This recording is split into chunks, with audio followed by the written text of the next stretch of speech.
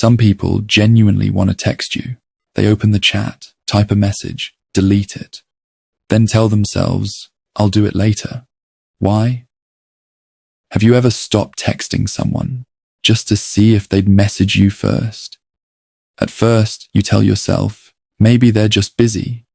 Then a day passes, then a week, and suddenly, you start wondering if they ever cared at all. But here's the surprising part. Someone not texting first doesn't always mean they don't like you. Sometimes it's fear. Sometimes it's habit.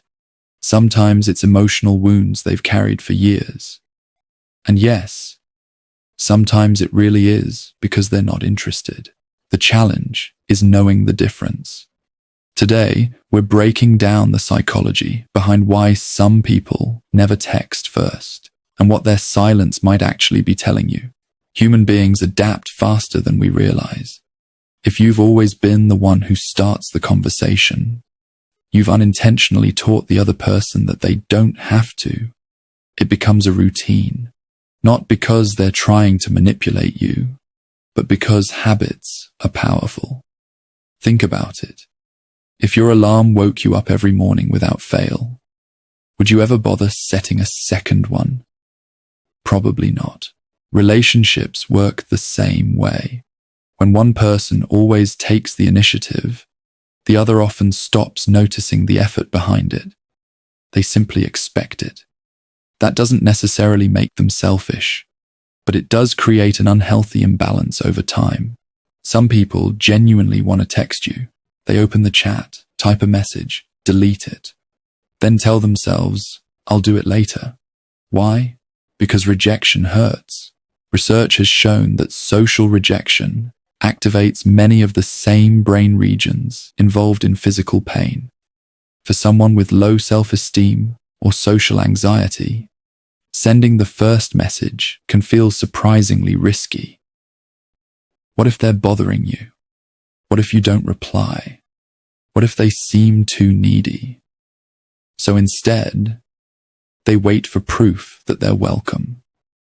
Not because they don't care, because they're afraid of caring too much. Our childhood experiences often shape how we connect with people as adults.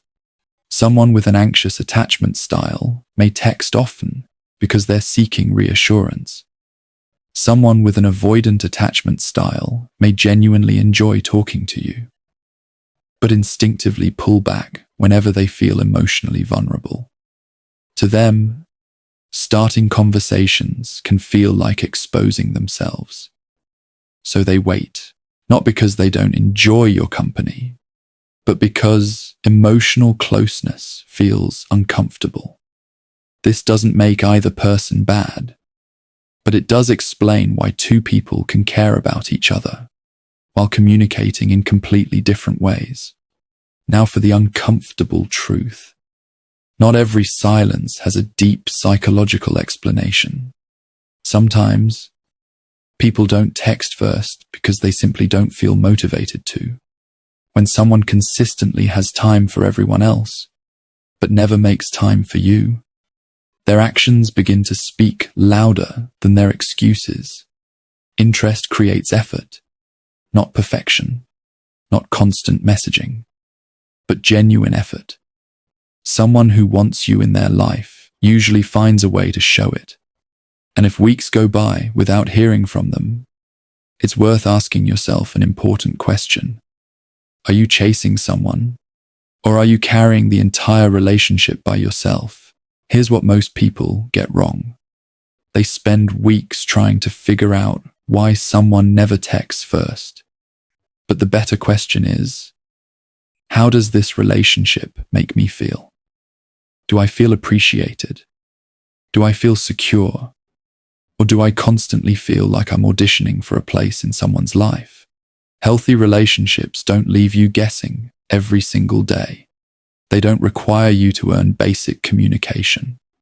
And while every relationship has different communication styles, effort should never come from only one side. If you're always the only person reaching out, don't just ask why they aren't texting. Ask why you've accepted doing all the work. Because the right relationship isn't built by one person carrying two people. It's built when both people choose each other, again and again. If this video made you see relationships differently, subscribe to Relate Theory for weekly videos exploring the psychology behind human behavior, emotions, and connection. And I'd love to hear your thoughts in the comments.